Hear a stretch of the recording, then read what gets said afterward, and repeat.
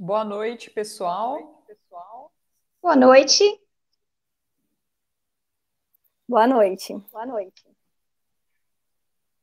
Então, estamos aqui juntinhas para a gente conseguir fazer mais um ciclo de conversas. Meu nome é Patrícia Midões, eu sou professora, sou pedagoga e psicopedagoga. Estamos lançando uma ideia, é um projeto de abrir um canal de conversas com várias colegas, para que cada uma consiga trazer a sua expertise, colaborar com a gente e trazendo boas informações positivas. Hoje o nosso tema, nós vamos falar sobre os idosos no confinamento. Aí eu vou te levantar 3 questões para a gente conversar. A convidada de hoje é a doutora Luciana Pricoli. Muito obrigada, doutora Luciana, por aceitar o nosso convite e vir falar um pouco da sua... Aqui. Que bom. Eu que agradeço. E também a convidada de hoje, a doutora Luciana Seguro, e também vem conversar com a gente aqui, reumatologista, e falar um pouquinho sobre os idosos. Então, nossas conversas começaram no nosso ambiente de trabalho e também falando sobre nosso cotidiano. E a partir daí, nós lançamos a ideia, então, de termos essas conversas de forma regular, né? Então, assim, diante da situação que a nossa sociedade passa por causa do Covid-19, as nossas preocupações envolvem sempre os nossos familiares, né? Nós somos mães e somos filhas também, professora ou médica. Então, assim, na nossa sociedade, como que nós podemos contribuir com essas informações para que outras pessoas também possam se aproveitar das nossas experiências e passar isso para as práticas delas? Então, por exemplo, no caso, eu vou comentar três aspectos. O primeiro aspecto é sobre as nossas experiências. Eu tenho uma mãe idosa. A minha mãe tem 73 anos. Então, quando nós começamos a ouvir falar sobre o Covid, interessante porque uma das primeiras notícias que a Veja divulgou, por exemplo, 17 de março, né, de 2020, nós tínhamos um total desconhecimento ainda do problema de como era. Então, eles trazem a questão na revista, por exemplo, de que poderia parecer uma gripe, que tinha os mesmos sintomas, que era altamente contagioso. Então, assim, nós começamos a ficar preocupados, porque nós já estávamos vendo um quadro internacional da doença, uma disseminação, mas até aquele momento, nós só tínhamos tido a morte de um idoso, certo? Então, hoje, nós já temos um certo conhecimento desse contágio, nós perdemos muitos dos nossos vovôs e vovós nas casas dos outros colegas nossos, e nós estamos numa outra situação, um pouco de conhecimento, né, sobre a situação. Eu trago mais uma questão social, né? Então, assim, nossos idosos ficarem em casa, deixar as suas atividades físicas, de encontrar com seus colegas, de fazer o supermercado. Então, assim, a nossa preocupação sempre era voltada para o idoso, que deixou o seu cotidiano para ficar confinado. Outra questão que eu coloco aqui também é a questão clínica. Então, assim, eu quero acreditar que vocês possam trazer para a gente também esse cuidado. Quer dizer, alguns idosos começaram a ter medo, inclusive, de ir na consulta médica regular, né? Se tomavam ou não os remédios que estavam falando na sociedade que seria necessário tomar. Então, assim, muita informação e as informações às vezes não batiam, né? Então, sobre esses 3 pontos de vista, aqueles que estão pertinho da gente, como eles vão conseguir voltar agora para uma situação melhor? Porque, por exemplo, a última notícia da revista Veja também, do dia 24 agora de julho, eles já trazem que nós estamos num novo patamar da situação. Então, nós temos um quadro onde nós atingimos um platô a partir do meio de junho. Então, nós não estamos tendo, principalmente na cidade aqui de São Paulo e outras cidades que estavam com um quadro muito grande de alto contágio, o número de mortes diminuiu também, né? E nós temos, nesse momento, uma situação mais promissora de retorno às atividades. E, junto com isso, nós temos alguns problemas, porque uma segunda onda, por exemplo, do Covid poderia ter sido disseminado para cidades mais do interior, sul do Brasil. Então, assim, diante de todas essas questões, eu chamo a doutora Luciana para conversar com a gente, a doutora Luciana Pricoli, abrir o quadro para a gente falar do quadro do idoso, como nós conseguimos começar a pensar nos nossos velhinhos, né?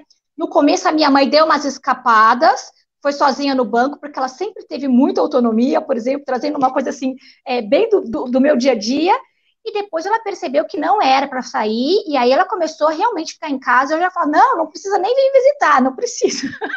pouco assustada. Mas como nós podemos, então, levar para os nossos idosos essas informações de como que é a situação no momento e como que vai ser daqui para frente? Então, muito obrigada, doutora Luciana, eu passo a palavra. Aqui somos duas Lucianas, então... Duas Lucianas, hoje é o desafio. Luciana Piccoli. Mas eu até convido a Lu Seguro, que na verdade ela é minha colega de turma, então eu estou acostumada a chamar ela de Luciana, de Lu Parente, porque é o nome de solteiro dela. Ah, é verdade. Então não sei se eu vou conseguir falar Lu Seguro. Ah, tá mas bem. A nossa ideia é fazer, inclusive, eu vou conversar algumas coisas, mas, Lu, tudo que você tiver para acrescentar ou para comentar, por favor, pode me interromper. Pati, o que nós achamos mesmo é que nós estamos num momento de um grande desafio para conseguir conciliar a segurança dos idosos, porque nós ainda estamos no meio da pandemia. Essa infecção vai conviver conosco por um bom tempo, até que haja uma vacinação em massa. Nós realmente vamos precisar conviver com o vírus. Mas, por outro lado, a gente tem observado que o isolamento radical dos idosos também tem um preço para a sua saúde física e mental. E esse preço não é pequeno. Para você ter uma ideia, especialmente antes da flexibilização aqui em São Paulo, eu ouvi ao redor de 6 a 8 semanas que todas as semanas eu tinha consultas com pelo menos 2 idosos, por exemplo, que estavam sofrendo de síndrome do pânico. Porque eles estavam sendo tão bombardeados de notícias, e muitas vezes eles ficam vendo televisão, ouvindo rádio o dia inteiro só sobre notícias sobre o coronavírus, sem contato com seus familiares, sem contato com os netos. Muitas dessas pessoas não estão habituadas a ter uma atividade dentro de casa que seja intelectual, que seja satisfatória, que seja agradável. Muitas vezes eles moram em espaços reduzidos, então também muitos estão em apartamento, não tem quintal, não se exercitam muito pouco.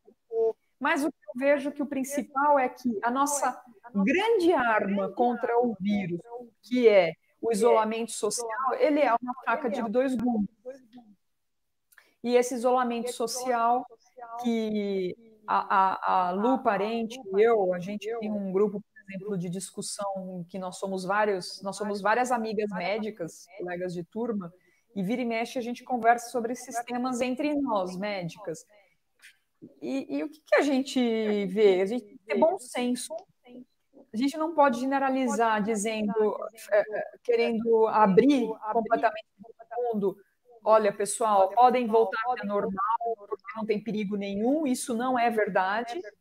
Mas também é verdade que nós precisamos criar um esquema de vida dentro dessa segurança, mas que contemple uma convivência social mínima. Então, lógico, a gente pode usar os novos meios de comunicação. Por exemplo, um grande problema para os idosos é comerem sozinhos. A gente sabe disso, que comer sozinho para o idoso que mora já há muito tempo sozinho é muitas vezes uma razão para desnutrição para eles.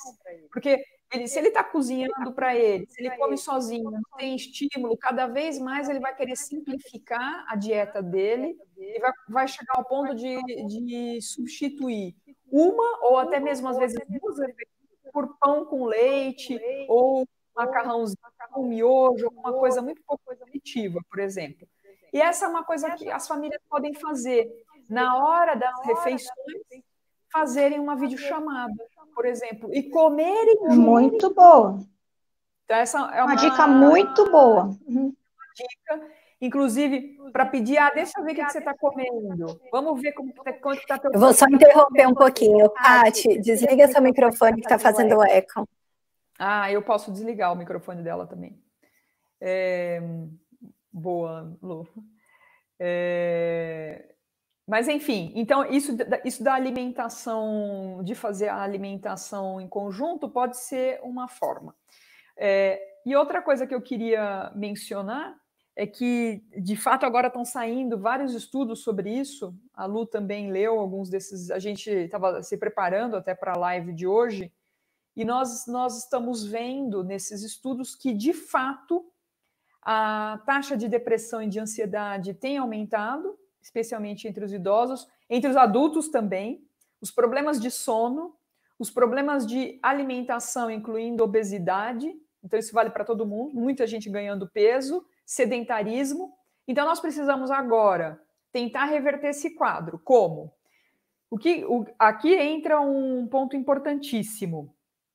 O nosso ponto importantíssimo é, a Paty caiu, eu não sei o que aconteceu aqui, que ela saiu da... Mas a Lu e eu vamos tocando. Uma coisa importante, deixa eu adicionar aqui a Paty. Uma coisa importantíssima é que a gente pense o seguinte: há situações que a saída de casa são inadiáveis, são importantíssimas, e há aquelas que não é necessária. Então, uma coisa que eu gostaria de propor para todo mundo é pensar, especialmente no caso dos idosos, pensarem: será que eu posso me encontrar com os meus familiares, fazer uma refeição com os meus familiares, com os filhos, com os netos? Acho que essa é uma grande dúvida que muita gente tem. Então, a resposta é: depende, avalie os seus riscos. Então, quais são as situações que a gente sabe que estão relacionadas com maiores ou menores riscos? Então, se o encontro com outras pessoas é feito ao ar livre, o risco é menor. O número de pessoas que participam da reunião. Então, se a gente vai se encontrar com 2 pessoas, com 4 pessoas, é diferente de 10 pessoas, de 20 pessoas. Então, quanto maior é o número de pessoas com quem a gente vai se encontrar, o risco é maior. Quanto maior o tempo em que a gente permanecer juntos, o risco é maior. Quanto maior a proximidade física. Então, se é possível a gente... Então, pessoas que moram na mesma casa, elas podem estar agrupadas, não tem problema, sem distanciamento. Mas se eu vou me encontrar com pessoas de outra casa, que moram em outra casa, é desejável que a distância seja de pelo menos 2 metros. Lembrando que todo mundo de máscara. Então, esse tipo de encontro social é possível. É possível, então, encontrar com os netos, com os filhos? Pense nas circunstâncias de saúde desse idoso. Quando eu falo circunstâncias de saúde, é física e mental. Se eu colocar na balança, não, ele tem doenças físicas muito graves, ele está com uma situação de fragilidade, se der um petelequinho, essa pessoa, esse idoso pode morrer. Então, talvez seja preferível ser mais prudente. Mas não, goza de boa saúde. E, além do que, posso encontrar com os meus familiares, por exemplo, no jardim, ao ar livre. Então, são coisas de bom senso que a gente pode flexibilizar. Lu, você quer completar alguma coisa?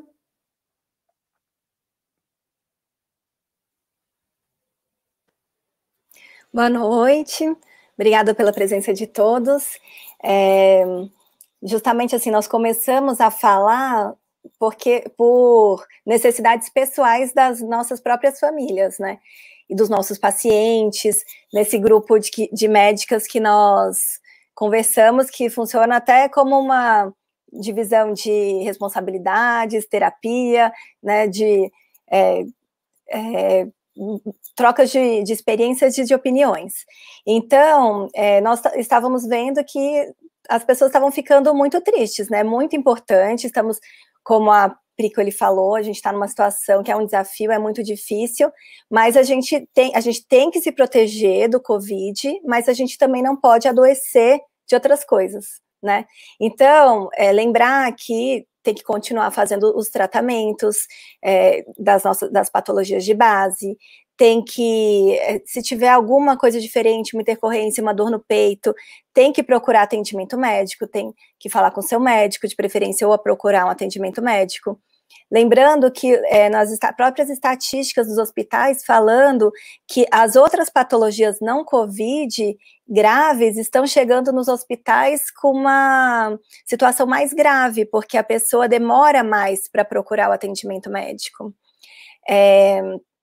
Também a questão psicológica, né? Todo mundo ficando triste, os netos ficando tristes que não estão vendo os seus avós, os avós ficando tristes que não estão vendo seus netos. Então, assim, todas essas soluções, elas são personalizadas. levando em conta o risco e o benefício. A gente não vai ter nenhuma situação no momento que é isenta de risco, mas, por outro lado, também a gente não pode ficar, né, numa redoma se protegendo do Covid e adoecer de outras coisas. Então, aqui, levando para a parte da reumatologia... Vou interromper, Lu, eu gosto sempre de falar sempre para os meus pacientes o seguinte, olha, a gente não pode, por medo de morrer, deixar de viver. Óbvio, por um tempo restrito, isso é necessário. Então, uma coisa é, por medo de contaminação, a gente restringir muito a nossa vida por algumas semanas. Mas quando isso passa a ser meses, aí é a hora, como você falou, a gente precisa individualizar, pensar caso a caso, colocar na balança saúde, aspectos de saúde física e aspectos de saúde mental. E assumir as responsabilidades em família. Isso é algo que a gente pode discutir, não é, Lu? Que a família decida em conjunto. Olha, está me fazendo muito mal, inclusive os idosos podem se manifestar para os filhos dizendo: está me fazendo muito mal não ver vocês, não encontrar com vocês, não encontrar com ninguém. Eu vejo muitos filhos reclamando dos pais que fogem, né? Que dão... Mas tem gente que acha graça, aquela coisa toda, mas tem filhos assim muito revoltados, ficam muito bravos, e não é por aí o caminho. A gente precisa entender que se ele está, entre aspas, fugindo, o pai ou a mãe, é porque eles têm uma necessidade grande de ter outro tipo de interação. Então vamos dialogar sobre isso. E se existe dúvida, conversar com um médico de bom senso que possa ajudar a colocar na balança isso, dos riscos de saúde física e dos riscos de saúde mental. Desculpa, Lu, fala sobre a reumato. Não, e o interessante também, ontem, quando a gente foi levantar a gente olhou no PubMed, que é a literatura médica, né, é uma coisa que tem se falado, que outros médicos no mundo inteiro têm falado sobre isso, sobre essa preocupação. Inclusive, alguns locais falando que, às vezes, mais do que brigar, falar que não pode, é você conversar e propor soluções. E também, assim, ser um pouco assertivo, no sentido de que você antes saía todos os dias, né? Então, agora saía várias vezes, agora está saindo todo dia. Bom, todo dia talvez seja demais, a gente tem que se organizar para resolver mercado, né, menos vezes, né, uma vez por semana, se puder pedir pela internet, se alguém puder fazer por você, tem que haver soluções que são individuais. E agora, pensando nesse lado, puxando um pouco para a reumatologia, algumas situações que são comuns, né, nas pessoas idosas e dentro da reumatologia. Então, a gente tem a questão, que é super importante, a questão da osteoporose, né, os medicamentos para osteoporose, eles não aumentam o risco de COVID. Alguns medicamentos, eles são endovenosos ou subcutâneos, precisam ir em alguma clínica de infusão. Então, isso é uma coisa que tem que ser conversada com o médico, por exemplo, se você pode trocar o tipo de medicamento para um medicamento que seja oral. Ou, e com todos os cuidados, fazer essas medicações que são menos frequentes.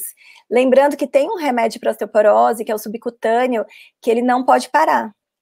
Se você parar, ele tem que ser feito de 6 em 6 meses certinho. Se você parar, ele faz rebote e aumenta o risco de fratura. Imagina, no meio da pandemia, um idoso já com osteoporose, fraturar. Então, se você para o remédio, se você não quer continuar, não quer ir na clínica de infusão, tem que trocar por um remédio para ficar no lugar. Se não pode fazer rebote, aumentar o risco de fratura no momento. Outra coisa que a gente tem que olhar, como é que estão os idosos em casa. É um idoso que cai com frequência? É um idoso que teve quedas esse ano? Então, uma coisa que pode ser avaliada, avaliar tapetes, avaliar se ele precisa de mudar um pouco como é que está o ambiente, para evitar quedas, né? Uma coisa que a gente não deseja nesse momento é ter quedas. Outra coisa...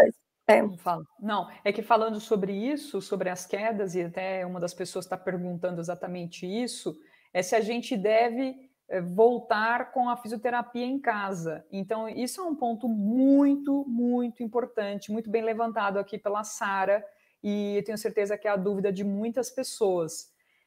Mais uma vez, a gente não tem que dar uma recomendação genérica que valha para todo mundo, mas de uma forma geral a gente pode afirmar que a reabilitação, a fisioterapia, ela é importantíssima para os idosos que a requerem. Então, os pacientes que precisam de... Espera aí que eu vou desligar o microfone da Paty, que de novo abriu aqui. Eu vou dizer, eu tava... Eu fechei.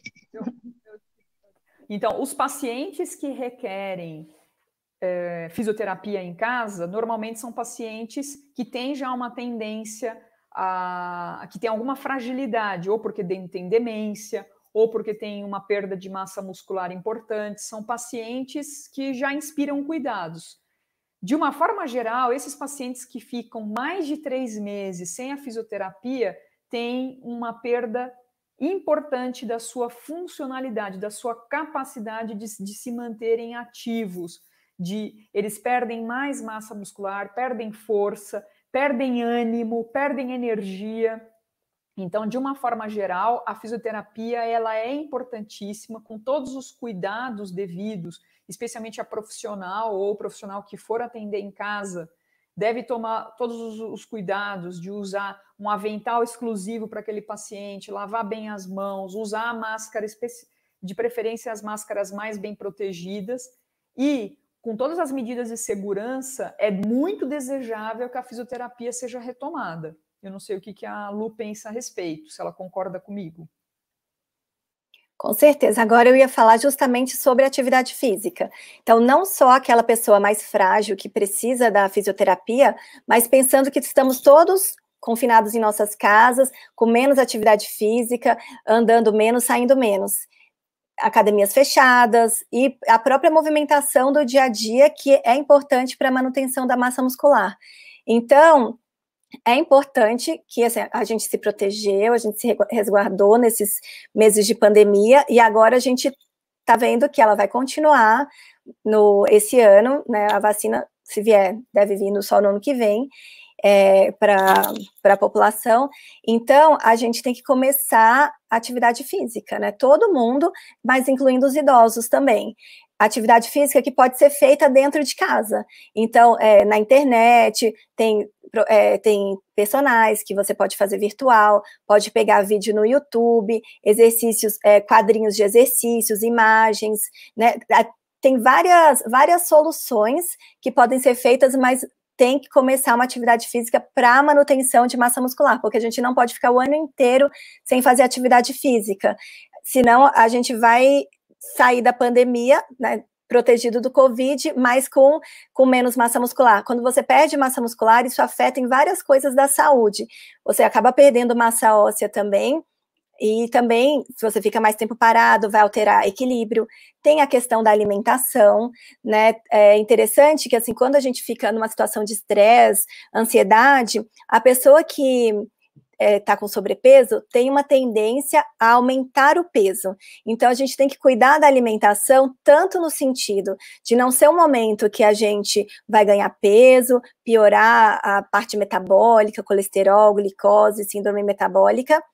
E também, por outro lado, as pessoas, né, os idosos frágeis, que já são mais magrinhos, que têm osteoporose, também, quando ficam ansiosos e numa situação de estresse, têm a tendência a perder peso.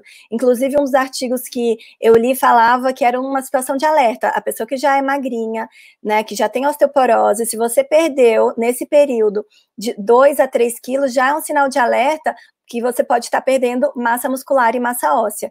Então, nesse sentido, a gente tem que tomar cuidado na alimentação, tanto no sentido da gente não piorar a questão metabólica, não, né, ficar acima do peso, mas também a pessoa que tem uma baixa massa muscular, baixo peso e osteoporose, não pode emagrecer também. Então, tem que se alimentar bem, com proteína, lembrar, né, tem perguntado bastante da questão da vitamina D, né, a vitamina D não tem nada comprovado especificamente para o COVID, mas nesse momento, assim, ela tem vários benefícios no sistema imunológico, nas células do sistema imunológico, e muitos benefícios confirmados para o osso.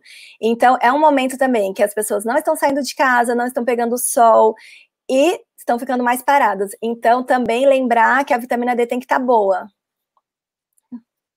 Isso é bem legal, né, Lu, de falar, porque, primeiro que, assim, existe um modismo com relação à vitamina D, que a gente não pode também exagerar nesse ponto, mas a vitamina D, de fato, é uma das vitaminas que a gente mais necessita repor. Eu vejo muito entre os idosos as pessoas terem a tendência de comprarem por conta própria polivitamínicos, que, na verdade, em geral, quase sempre não servem para nada, porque quem tem uma alimentação balanceada, ou são pessoas saudáveis, em geral, não precisam desses polivitamínicos. Agora, se tem uma vitamina que realmente precisa ser reposta, é a vitamina D, porque todos nós temos a tendência a ter vitamina D baixa. Então, a gente não pode dizer que a vitamina D previne a infecção do coronavírus, ou seja, ela não é solução, a gente não pode vender dessa forma, mas nós sabemos que há estudos que estão associando que as pessoas que têm baixa vitamina D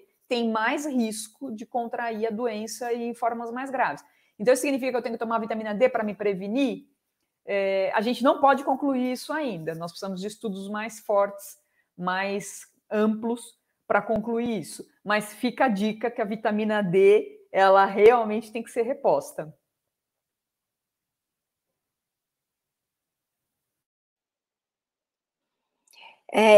Então, assim, todos esses cuidados, né, são importantes para manter realmente assim, uma saúde, né? Melhorar a nossa saúde geral, melhorar a qualidade de vida e com relação aos outros medicamentos também, né? Doenças mais específicas, medicamentos que não podem ser parados, né? Eu já vi pacientes que começou a pandemia do Covid, pacientes que pararam por conta própria medicamentos, às vezes imunossupressores, mas também medicamentos para outras doenças, com medo de que aquele medicamento fosse piorar a situação caso a pessoa pegasse a infecção por Covid. Lembrando que muitos medicamentos não podem ser parados de uma hora para outra, inclusive imunossupressores, corticoide, né? E sempre a pessoa que se está incomodado, está em dúvida, está angustiado, se aquele medicamento é, né, adequado nesse momento de pandemia, que possa conversar com o seu médico e não deixar de tomar seus remédios com medo e, no final, ficar cuidando do Covid e piorar da sua outra patologia. Então, todos esses cuidados são importantes e a gente tem que agora priorizar para a gente ter qualidade de vida. Sim, e aliás, falando sobre isso, tem uma pessoa aqui perguntando sobre a vitamina D, se só o sol é razoável, só o suficiente, e é importante a gente lembrar uma coisa: para que a gente conseguisse uma dosagem, uma quantidade de vitamina D adequada, a gente precisaria se expor ao sol não por muito tempo, são 5 a 10 minutos por dia, mas a gente tem que estar com quase o corpo todo exposto, porque depende do tamanho da superfície que está exposta ao sol. Então, a gente sabe que, na maior parte das vezes, as pessoas não conseguem a exposição adequada por causa disso. E quanto mais escura for a pele, mais difícil, ou seja, mais tempo de exposição seria necessário, porque a melanina, que escurece a pele, ela também impede a ação do sol e da transformação na pele da vitamina D. Então, por causa disso, a maior parte das populações, tanto nos países com menos luminosidade, quanto nos países tropicais, boa parte das pessoas hoje é deficiente de vitamina D. Então, na maior parte das vezes, tem sido necessário fazer a reposição através de comprimidos, ou gotas, né?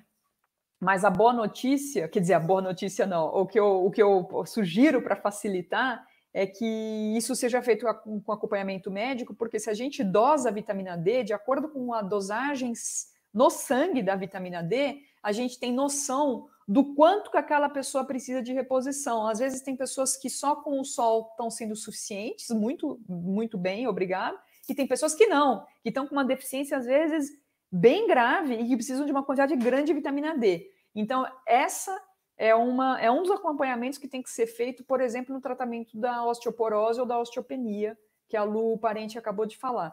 Ô Lu, até só uma dica, você pode manter o teu microfone aberto, que o seu e o meu não dão microfonia, só o da Paty que dá. Então, aí, às vezes, a gente consegue...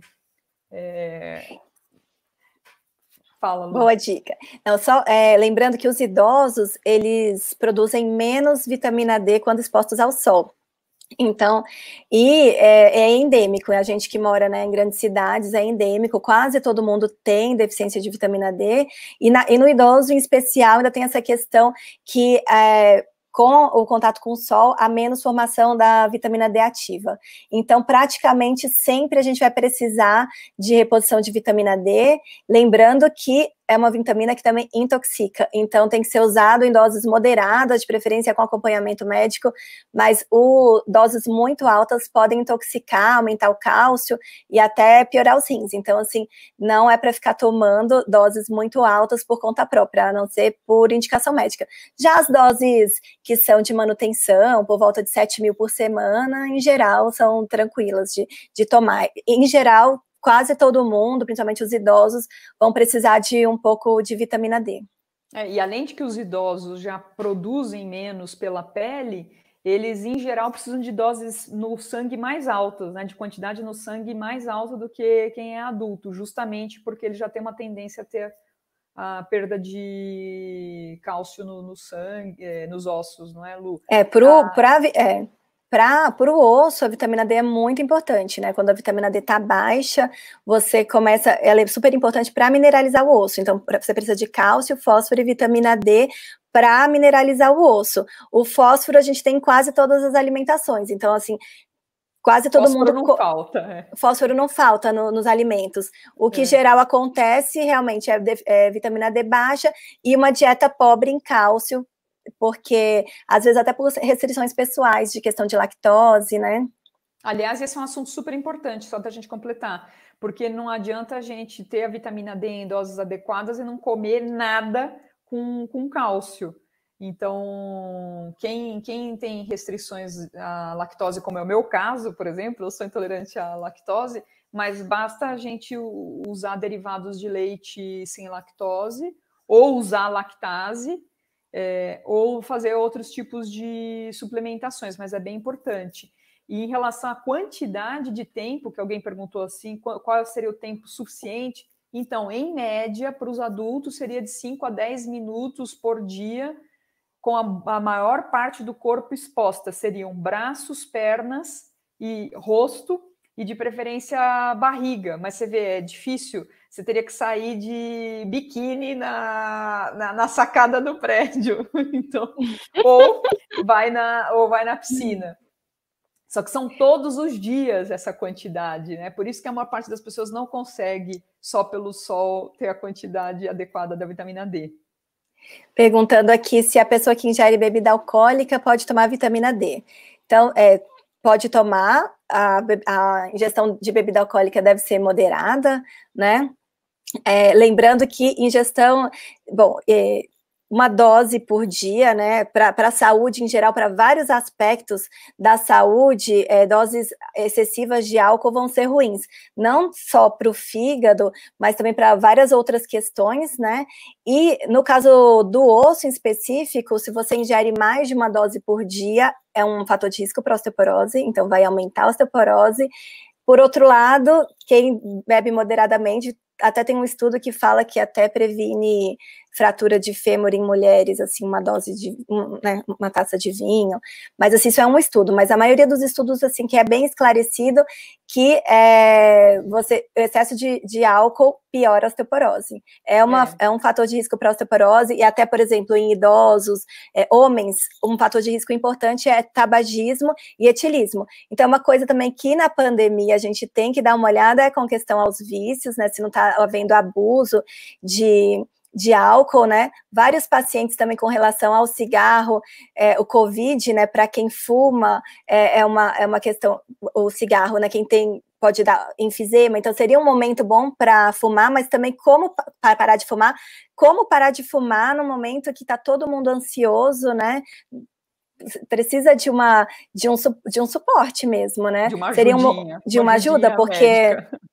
porque é difícil, né? Parar de fumar não é fácil. Então, também ver essa questão, né? Em você mesmo e nas pessoas próximas, se não está havendo abuso de álcool, como que está a questão do cigarro. Seria um motivo a mais. A gente já tem tantos motivos para parar de fumar, o Covid é um motivo a mais para parar de fumar, só que muito difícil, com tanta ansiedade nesse momento, né, tão difícil, tanto isolamento, tanta coisa já difícil na nossa vida, parar de fumar é difícil.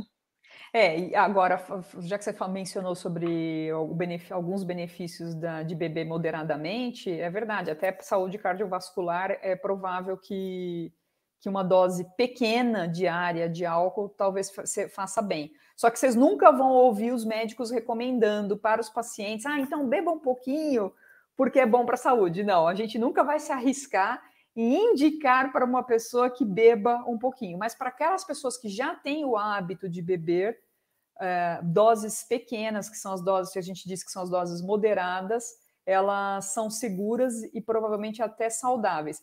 Mas só lembrando, o que é dose moderada? A Lu falou uma dose por dia. Uma dose por dia para mulheres ou 2 doses por dia para homens, porque o fígado do homem ele consegue metabolizar o dobro do que o fígado da mulher consegue. Então, aliás, muito cuidado com as mulheres que bebem igual aos homens. Não devem beber. Mulher precisa beber menos do que o homem. E o que é uma dose? Uma dose é uma taça de mais ou menos 120 ml de vinho, ou seja, de bebida de vinhos, ou 300 ml de cerveja, ou 30 a 40 ml de destilado. Isso é uma dose, ou seja, isso você poderia beber uma vez por dia e só. Mais do que isso já começa a ser abusivo. Isso no caso das mulheres. Lembrando que os homens têm a capacidade de chegar ao dobro disso. Então, na dúvida é uma taça de vinho ou uma latinha de cerveja ou uma dose pequena, que é aquele dosador pequeno, a metade daquele dosador de uísque, por exemplo. Isso se você não tiver problema no fígado, né? Se você claro. já tiver alguma patologia de base, mesmo Aí essa dose proibido. pequena, pode ser hepatotóxica, causar mais lesão. Exatamente. Não, muito bem lembrado. Quem tem doença no fígado ou no pâncreas, quem já tem pancreatite, ou quem tem qualquer grau de cirrose, seja por hepatite B, hepatite C, ou mesmo pacientes que têm esteatose hepática, que tem gordura no fígado, mas aquela gordura no fígado que já deixou o fígado inflamado, essas pessoas precisam ter Na verdade, essas pessoas não deveriam beber nada, deveriam ser totalmente abstêmias.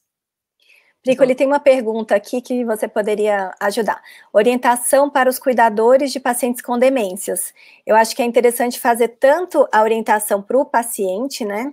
Mas também para o cuidador, né? Cuidar de quem cuida, que também no momento assim de difícil, sempre tem, né, uma questão de também sobrecarga nos cuidadores. Então, esse momento também.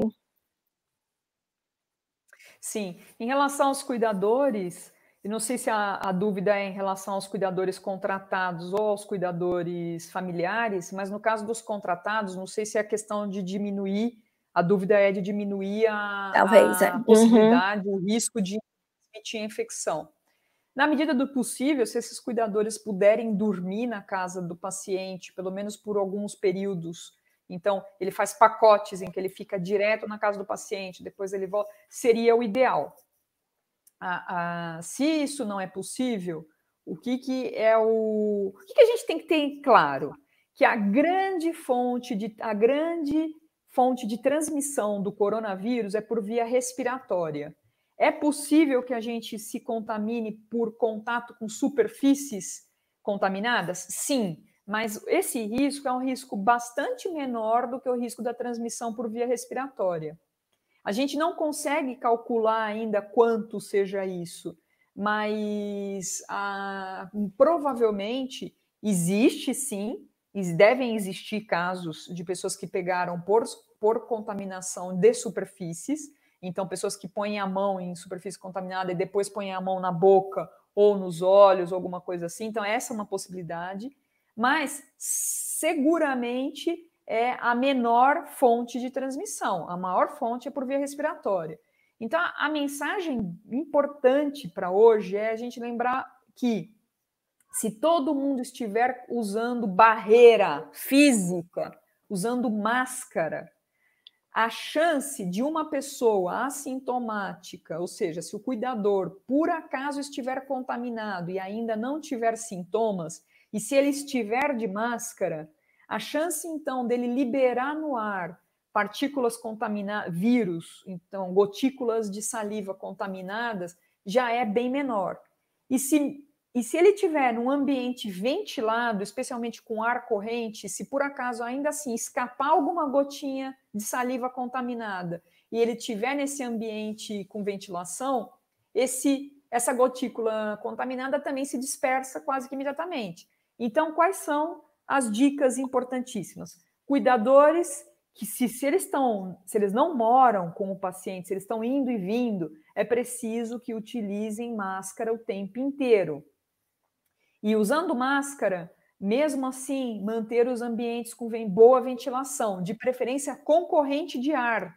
Se tem corrente de ar, melhor ainda. Ah, mas e nos dias que tiverem mais... Então, aí a gente tem que dosar, né? Porque tem dia que está mais frio, também não quero que o paciente sinta muito frio. Aí a gente talvez precise agasalhar mais o paciente para conseguir manter os ambientes com ventilação, com corrente de ar. E por fim, aquilo que você comentou, né, Lu? É preciso também a gente cuidar da saúde mental dos cuidadores. Muitas vezes os cuidadores, especialmente os cuidadores familiares, são os que têm mais riscos de estarem sofrendo de estresse nesse momento, porque eles estão enfurnados, muitas vezes com menos ajuda doméstica, com menos ajuda com os cuidados para o paciente, e aí, nesse caso, os outros familiares precisam observar se esse cuidador familiar direto, ele não precisa de um alívio, não precisa ser substituído de alguma forma. Eu não sei se você tem alguma outra coisa para completar. Não, só lembrando desses cuidados, né, e lembrando das soluções que são personalizadas e que cada um deve avaliar no seu caso, na sua família, mas bem falado isso que você falou, observar se é possível ficar mais tempo o cuidador, né, tomar cuidado com aquele cuidador que vem e volta, ou que vai até para outras casas, ou até que trabalha em hospitais, né, porque a gente conhece no dia a dia, não sei como é que está na pandemia, se os familiares estão conseguindo evitar isso, mas muitas vezes o cuidador é auxiliar e trabalha em serviços de saúde, né. É verdade. E, aliás, essa é uma dúvida que as pessoas têm. Se porventura o cuidador ou um funcionário tiver em contato com algum familiar ou com alguma pessoa que seja um caso confirmado, como é que a gente deve proceder? Isso vale para todo mundo. Todo mundo que tiver contato com uma pessoa que seja Covid confirmado, teoricamente, é desejável que essa pessoa fique em isolamento por 14 dias. Então, todo mundo que tem contato com pessoas confirmadas devem ficar em isolamento por 2 semanas. O que a gente tem visto, inclusive, se alguém quiser ler a respeito, o CDC, o site do CDC dos Estados Unidos, inclusive ele tem em língua inglesa e em língua espanhola, eles já estão dando orientações bastante concretas agora, porque com o andar da carruagem, com esses nossos meses de pandemia, já deu para aprender bastante sobre o vírus. Ainda a gente tem muitas incertezas, mas algumas coisas a gente já tem aprendido. E uma das coisas que a gente tem aprendido é que provavelmente uma pessoa que começa a ter sintomas de Covid, ela provavelmente pode transmitir para outras pessoas até 6 a 7 dias. Depois disso, ela já provavelmente, mesmo que ela permaneça com sintomas, ela já provavelmente não libera vírus viáveis, né? Vírus com capacidade de contaminar outras pessoas. Então, por que isso é importante? Ajuda a gente a pensar em relação ao isolamento. Então, pessoas que estão em isolamento em casa porque estão contaminadas, elas precisam permanecer em isolamento mais ou menos 10 dias após o início dos sintomas, certo? Pessoas que ficaram com quadros graves, especialmente aquelas pessoas que precisaram de internação hospitalar, essas devem permanecer em isolamento até 20 dias, pelo menos 20 dias depois do início dos sintomas. Obviamente que para a pessoa sair do isolamento, ela não pode mais estar apresentando febre há pelo menos 24 horas e nem grandes sintomas. Então, uma tossezinha residual, ou seja, um restozinho de algum sintoma, pode haver, mas tem que ter havido melhora do quadro clínico. Se a pessoa está com um quadro clínico muito exuberante ainda, Aí é melhor que se mantenha em isolamento. Por isso, na dúvida, deve consultar algum médico. Mas... Eles falam nesses dias e 3 dias sem sintomas. Ainda mais que a gente está falando da população que é de mais risco para Covid, que são os idosos, né? Então, dentro dos fatores de risco para você ter uma gravidade no Covid, a idade é um dos principais fatores, e quanto maior a idade, maior o risco. Então, também tem essa questão, né?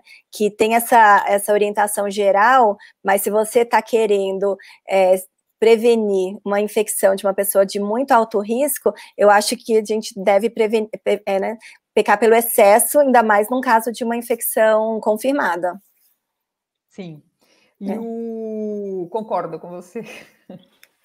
Mas é porque muita gente está nessa dúvida, né, de o que fazer. Então, tem que ter, agora era 14 dias, já tem gente, né, diminuindo para 10, mas eles falam 10 e 10 dias e 3 dias sem sintomas. Isso num geral, né? Então, e ser bem rígido no caso de ter contato com uma pessoa de risco. Isso. E quem tem contato com casos confirmados precisa se manter isolado, porque se você pode ter pego, você pode ser assintomático ou você pode ser pré-sintomático, você ainda pode vir a desenvolver os sintomas. Então, é necessário ficar em isolamento quando teve contato próximo com essas pessoas. Contato próximo é pelo menos mais de 15 minutos de convivência com essa pessoa falando sem nenhum tipo de proteção e, por exemplo, sem guardar o distanciamento ou em ambiente fechado. Então, isso é um contato próximo. Alguém aqui está perguntando sobre o uso de elevadores e se é seguro. O que os edifícios têm recomendado é bastante razoável, que não entrem pessoas de famílias diferentes na mesma viagem de elevador, né? Que sejam só pessoas que convivem, que estão na mesma casa, e todo mundo que estiver no elevador precisa estar usando máscara, justamente para você não deixar dentro do elevador ar contaminado. Olha, gente, se todo mundo usar máscara com muita seriedade, a gente diminui muito a presença de vírus no ar. Não tem dúvida isso. É preciso criar essa responsabilidade. Aliás, a gente precisa criar essa responsabilidade não só por causa do Covid, porque o brasileiro, em geral, tem pouco cuidado com infecções respiratórias. E o Covid hoje é um grande problema. Mas quantas pessoas pegam gripe e não precisavam pegar gripe? Ou resfriados mesmo causados por outros vírus, mas que baqueiam as pessoas, fazem com que as pessoas percam produtividade, percam dias de trabalho, passem mal, fiquem na cama, tem que ir para o hospital. Então, se a gente conseguir criar essa cultura do uso de máscara quando nós estamos doentes, permanecer com isso depois que passar a pandemia, isso vai ser muito bom para a nossa sociedade de uma forma geral, para a saúde de uma forma geral. Dentista é situação de mais risco para os idosos? Olha, aí sim, a gente tem que ver se é necessário fazer esse tratamento dentário. Se for necessário, porque muitas vezes sim, são os cuidados de sempre. O dentista vai estar usando máscara, o dentista em geral já usa máscara, ele já toma muito cuidado com higiene dentista. Graças a Deus, aqui no Brasil, os dentistas são bastante higiênicos. Então, o paciente vai ficar lá bastante tempo exposto. É sim um risco aumentado. Assim, pelo bom senso, dá para a gente pensar que é um risco. Mas se é necessário fazer o tratamento, que faça. O dentista, o dentista tem que estar protegido, porque ele é o que tem mais risco até de pegar, ele vai estar com todos os seus pacientes sem máscara, respirando naquele ambiente perto dele. Então, eu fico até pensando, o dentista que é de risco está numa situação muito difícil no momento. Agora, talvez tentar conversar com o dentista do paciente de risco